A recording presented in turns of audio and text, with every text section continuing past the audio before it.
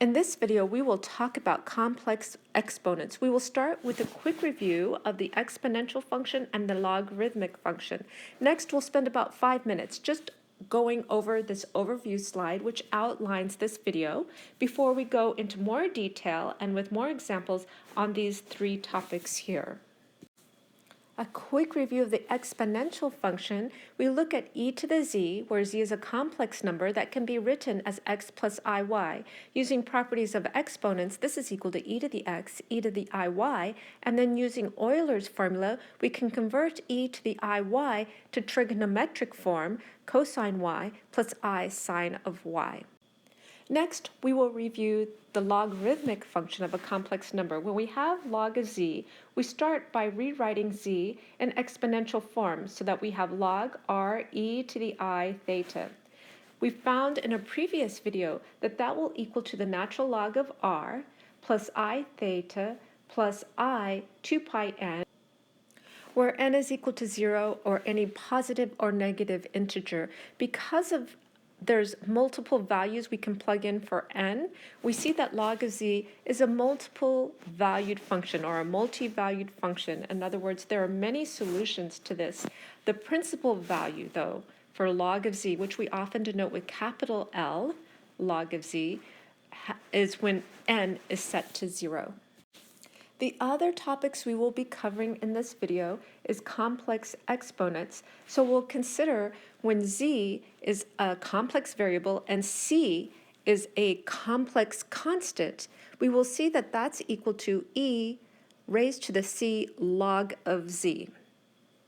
And with that, we also have the corresponding definition of z to the negative c, the derivative of z to the c, and then the principal value is when we take this log and we take the principal value of log of z. And again, that's when n is set equal to 0. We will do many examples, but the first one is I to the negative 2i. So here, our variable is z. I know it doesn't look much like a variable. It's a constant variable, but this is the examples we have. And then our constant c here is equal to negative 2i. So plugging into our equation, we have e to the c, which is negative 2i, log of I. Using our logarithmic function, log of I is equal to log of e to the I pi over 2. Now this is the exponential form of I, which is equal to, using this formula, natural log of the radius is equal to 1 plus I theta, which is pi over 2, plus I times 2 pi n. We have natural log of 1 going to 0, so now when we plug the pi I times 2n plus 1/2 in for our log of z, we get I to the negative 2i is equal to e to the minus 2i, that was originally there, and then log of I is equal to pi I times 2n plus 1/2, and then we have some simplifications here. This is just algebra. In this case over here, we do have the derivative of z raised to a constant complex number c, and we have that defined here as c z to the c minus 1. We will also look at the case now where c is the constant and z is the variable, is the exponent. In other words, where c now, the constant, is the base of the exponent, as opposed to here where c is the power. And we will find that the derivative with respect to z of c raised to the z is equal to c raised to the z log of c. Our last topic is that while familiar laws of exponents used in calculus often carry over to complex analysis, there are exceptions when certain numbers are involved, and this just has to do with the fact that we're dealing with a multi-valued function. Examples we have are when z1 is equal to 1 plus I, z2 is equal to 1 minus I, and z3 is equal to minus 1 minus I. We will work this example in more detail, but we will see that z1 times z2 raised to the I is equal to z1 raised to the I, z2 raised to the I, which is what we would expect. However, when we have z2 times z3 raised to the I and we're using principal values, we will see that z2 raised to the I, z3 raised to the I, we have to multiply by this extra factor, e to the minus 2 pi, to equal z2, z3 raised to the I. As I mentioned, we will go through these two examples in detail. And that covers our overview, so we'll come back here and start with complex exponents. I have left the review information about the exponential function and logarithmic function up here for your reference. We'll start with complex exponents. So if we have the function z raised to the c, so z is a complex variable, c is any complex number. So z raised to the c, we'll see that that's equal to e raised to the c log of z. And I just rewrote this here. And to derive this formula, I kind of went backwards. I started with e c log of z. And then this is equal to, just by using properties of exponent, e log of z raised to the c. And we have that sense when we have x raised to the m times n, we can rewrite that as x to the m raised to the n, or x to the n raised to the m. So here I just took the c and I made it the exponent on the outside. So then e log of z, since these are inverses, just gives us z to the c. And here's our formula. Next, I want to do a few examples, and we'll start with I raised to the negative 2i. Using our formula over here, now z is equal to I, and c is equal to our minus 2i, so we're going to have that's equal to e raised, oh, actually this is extra, this exp, I didn't need that. So you can write e as exp if you'd like, or you can write it as e, and I tend to just leave it in this form. So e to the c, which is minus 2i, times log of z, which is log of I. I want to then plug in log of I into my formula, and the first thing I need to do is write this in exponential notation. So I have kind of the complex plane here. So to get to I, our angle is going to be pi over 2, and our radius is just going to be 1. So I have log of 1 times e to the I pi over 2. Using this formula here for log, that's equal to natural log of r, again, which is equal to 1, plus I, and then our theta, which is pi over 2, plus I times 2 pi n from this part of our formula. Again, we have a multi-valued function. Our natural log of 1 is equal to 0, so we're left with, when I multiply this out, I, and I'm going to take out my pi's as well, pi I 1/2 plus 2n. Now I want to plug in what I just found for log of I into this part of the equation. So now I'm going to have I to the minus 2i is equal to e to the minus 2i times pi I 2n plus 1/2. Doing some algebraic simplification, I get that's equal to e to the 4n plus 1 pi, where n can equal to 0, or plus or minus 1, plus or minus 2, plus or minus any integer. And one of the interesting things is when we raise I to the negative 2i, these are all now real numbers. Before we do more examples, we are going to derive this derivative formula here. So the derivative with respect to z of z raised to the c is equal to c times z raised to the c minus 1. The first thing I'm going to do is plug in my definition of z raised to the c that we have over here. So now we have d dz, z raised to the c is equal to d dz. Now for e to the c, I plug in e to the c log of z. Now that we have the derivative of e raised to some function of z, we're going to use the derivative rule for e to some function u of, and this, I wrote x, but it should be z. So some function of z is equal to e to the u times the derivative of u with respect to z. So here we're going to have e to the u, which is simply ec log of z, and the derivative of this u function with respect to z, so c is just a constant, so it gets pulled out. Derivative of log of z is 1 over z. So we're going to have our final part is e to the c log of z times c over z. I said that was our final step, but I'm going to take that back. We're going to do some more simplification. So this is c times 1 over z, e to the c log of z. We're going to do this kind of clever trick of rewriting z as e to the log of z so that we can combine these two exponents. We can combine the exponents now, and we get e to the c minus 1. Here's our c, this is our minus 1 times log of z. And now we take this and use our formula. So now our constant in front of log of z is c minus 1. This is equal to c times z raised to the c minus 1. And we've derived our formula for the derivative of z raised to the c. Our next example will be to find the principal value of negative I raised to the I. Using our formula over here, z is equal to minus I and c is equal to I, which means minus I to the I is equal to e to the I log of negative I.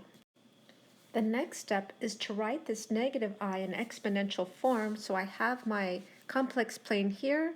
I have my 1, my I, my negative 1, my negative I. So our theta then to get to negative I is going to be 3 pi over 2. And the radius is equal to 1 for negative I. So we have 1 e to the I 3 pi over 2. But this is not the principal value, since the principal value needs to be between negative pi and pi, and this is too big, so we can subtract 2 pi, or we can also just look at this diagram and see that if we go negative pi over 2, that will be then our exponential form of negative I. I'm just going to recopy my equation now. So negative I raised to the I is equal to e to the I log of negative I. And now I'm going to plug in my negative I that I found in the previous line right into my equation. So I'm going to get, this is all equal to e to the I log of e to the negative I pi over 2.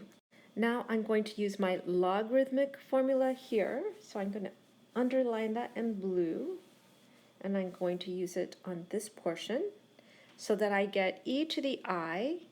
Now I have log of e to the minus I pi over 2. So that's going to be natural log of r. Here r is equal to 1. The radius is 1. Plus I theta. In this case we have minus, or our I, and then minus pi over 2. Then doing some algebra, we can see then the principal value, and it's the principal value because that's what we used when we converted our logs, and also over here when we got our principal value, is equal to e to the pi over 2. Our next example is to find the principal branch of z raised to the 2/3. So this is the first example where we had the base equal to a variable. Before we had a base equal to a constant like I or negative I. But here we have actually a variable as our base, and our 2/3, which is equal to c, is now a constant. And we are going to start by using our formula here. So z to the c, where c is equal to 2/3, is going to be e to the 2/3 log of z. So I've written that here, e to the 2/3, and I used a capital L because we want the principal branch. Now that we have the variable log of z, we're going to plug in then our formula, natural log of r plus I theta, where theta, because it's the principal branch, goes between negative pi and pi. We will just do some algebra, so we separate this into e to the 2/3 natural log of r times e to the 2/3 I theta. We are going to use this property of exponents again, since this is e to some number times some other number natural log. We can rewrite this as e to the natural log of r raised to the 2/3, and this will allow us to simplify this e to the natural log of r in our next step. And then of course we keep our e to the I 2 theta over 3.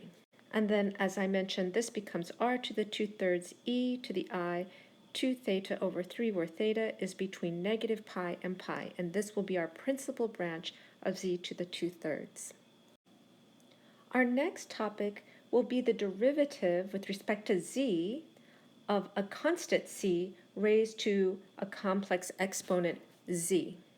For this, we're just going to go through the derivation, but I got rid of the fourth topic here just to give us some space to clean out some of the room. So we have the derivative with respect to z, a constant c raised to the exponential power z. So the derivative plugging into our formula here, and in this case, our base is c, and our exponent is z. So here, e to our exponent is z, and our log and our base is c. So we just kind of switch the roles of the base and the exponent. So the derivative of e to some function of z is equal to this e to the z log c times the derivative of this function z log c. And this is with respect to c. So log of c is the constant. The derivative of z is simply equal to 1. So we're going to get e z log c times log c.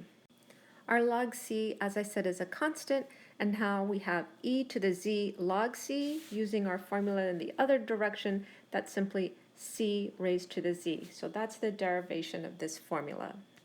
And I should mention again the difference between this derivative here and this derivative formula in our second topic is here the base is a variable and the exponent is a constant, whereas this formula, the base is a constant and the variable is the exponent. We did do several examples here where z, the variable, ended up being a constant as well, but you all also remember our last example, when we were finding the principal value of z to the 2/3, we did do an example where we had a variable here. So you could not do our last example with this formula here because the base is not it's not a variable, it's a constant.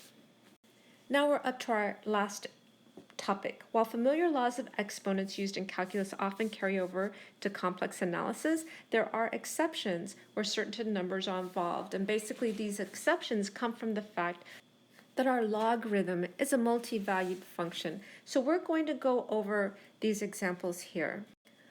I cleared out some space. I did leave the exponential function and the logarithmic function over here for your reference, and also this formula here for complex exponents, z to the c is equal to e c log of z. We're going to look at the example where our first complex number z1 is 1 plus I, z2 is equal to 1 minus I, and z3 is equal to minus 1 minus I. We're going to consider z1 times z2 raised to the I. Here I have z1, 1 plus I, z2, 1 minus I, all raised to the I. When I do my multiplication, I get 1.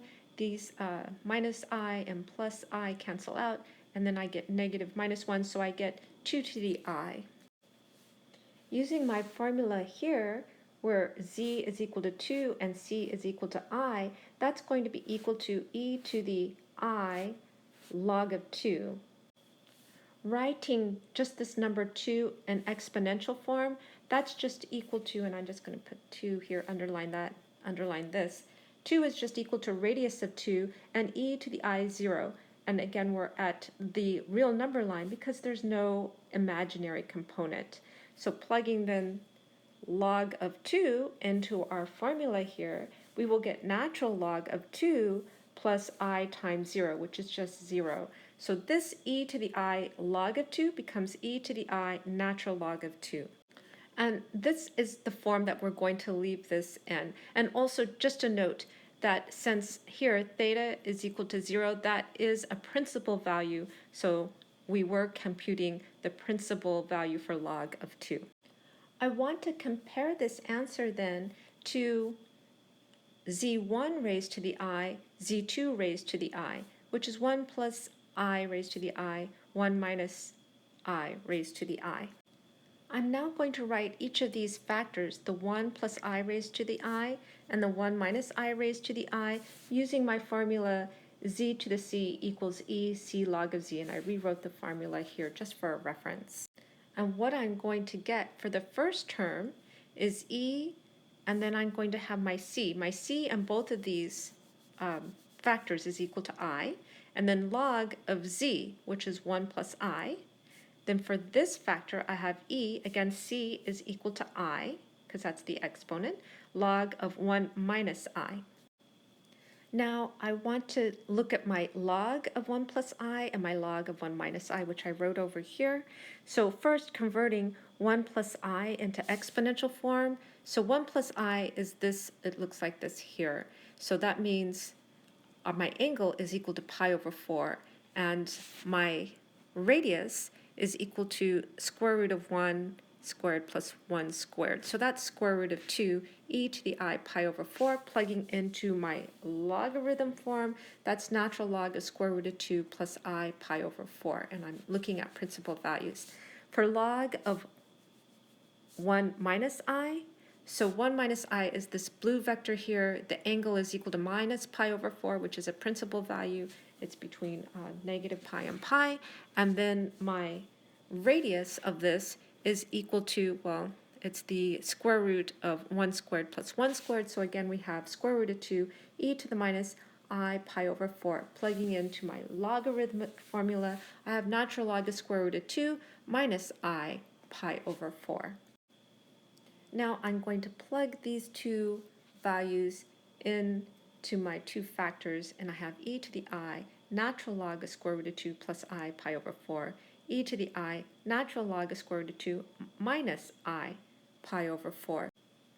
I'm then going to use my rules of exponents when you have the plus in the exponent, and I'm going to separate these out. So I get e, and then the I times I pi over 4 gives me negative pi over 4, and then I also have e to the I natural log of square root of 2, which is natural log of 2 over 2. And I'm multiplying by e. Now I have my I times minus I pi over 4, so that becomes positive because of the i's. So I get e to the pi over 4, e to the I natural log of 2 over 2. So these two cancel out, and I'm left with e to the I natural log of 2, which if you look, this agrees with my previous calculation when I did z1, z2 raised to the I. So that's good. That's what we were expecting. So I've summarized this here, that our z1, z2 raised to the I is equal to z1i, z2i.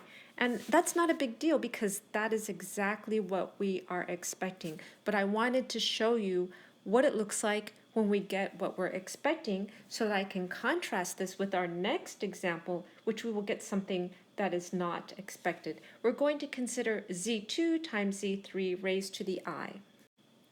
We are going to start like our previous example, z2 times z3 raised to the I. So we have z2 is equal to 1 minus I. Our z3 is equal to minus 1 minus I. We're raising that all to the I. So we do our multiplication, we get our minus 1. This is minus I, this is plus I, those cancel out. And then our minus I times minus I gives us minus 1 raised to the I, which is negative 2 to the I.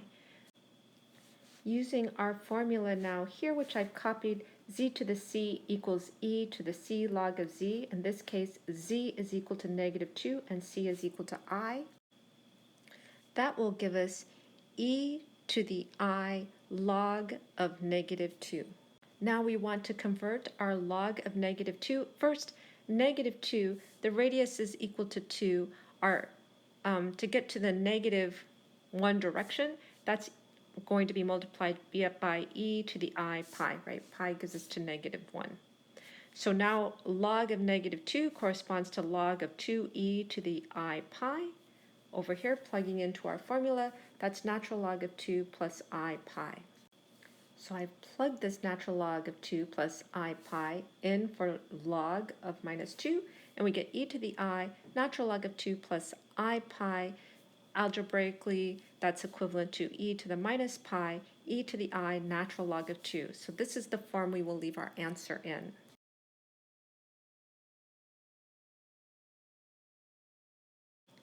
We want to compare this now to z2 raised to the I, z3 raised to the I. From our previous work, when we were looking at z1 raised to the I, z2 raised to the I, we had that z2 is equal to e to the pi over 4, e to the I natural log of 2 over 2. I'm just going to delete this little note and move this over. Working now with z3, which is minus 1 minus I, I've drawn that here. So this is our vector minus 1 minus I. The length of this is equal to square root of 2. The angle is then 5/4 pi, right? Because this is pi plus another fourth, so 5/4 pi. But this is greater than pi, so it's not a principal value. So we can either subtract 2 pi from that, or we can just think of going the negative direction, and that'll give us negative 3 pi over 4. The log then of the z3 is going to be log of square root of 2 e to the minus 3 pi over 4 using our logarithm formula. That's natural log of square root of 2 minus I 3 pi over 4. Now, using this formula that I copied from over here, z to the c equals e to the c log of z. Our z now, again, is minus 1 minus I, and our c is our I. So now plugging that all in, z to the third to the I is going to be e, c is our exponent I, and then log of our z, which is our minus 1 minus I. Plugging in this logarithm here for this part of the log is e to the I, natural log of square root of 2, minus 3 pi over 4. Now I'm ready to multiply z2 to the I, z3 to the I. So z2 to the I we have here e to the pi over 4, e to the I, natural log of square root of 2. And z3 to the I we have e to the 3/4 pi, e to the I, natural log of square root of 2. When we multiply this together, we will get, I guess here we add our exponents e to the pi, here we add our exponents e to the I, natural log of 2. So you can compare these two, and you see they differ in this e to the minus pi and e to the pi. Or you can think of this as z2 times z3 raised to the I times e to the 2 pi, so an extra rotation here. But you see that these two, the z2 times z3 raised to the I, is different from z2 to the I, z3 to the I. And again, that's because of this multi-valued function. To review what we have covered in this video, we looked at complex exponents. We reviewed the exponential function e to the z, where z can be written as x plus iy is equal to e to the x, e to the iy. Using Euler's formula, we can put this as e to the x, and then the trigonometric form, cosine y plus I sine y. Then we also had, I don't think we really used this a lot, but we also had the logarithmic function of a complex number. So log of z, where z is a complex number, is equal to log, we rewrite z in exponential form, r e to the I theta is equal to natural log of the radius plus I theta plus I 2 pi n. So it is a multi-valued function. For every different value of n, we get a new value of the log of z. Next, we talked about complex exponents. That is, if we have a complex number raised to a number c, a constant c, which is also complex. So what we found is z raised to the c is equal to e c log of z. And we did several examples, including this one here. We also had the formulas for z to the minus c is equal to 1 over z to the c, which is e to the minus c log of z. The derivative formula, which we also derived, derivative with respect to z of z to the c is equal to c z to the c minus 1.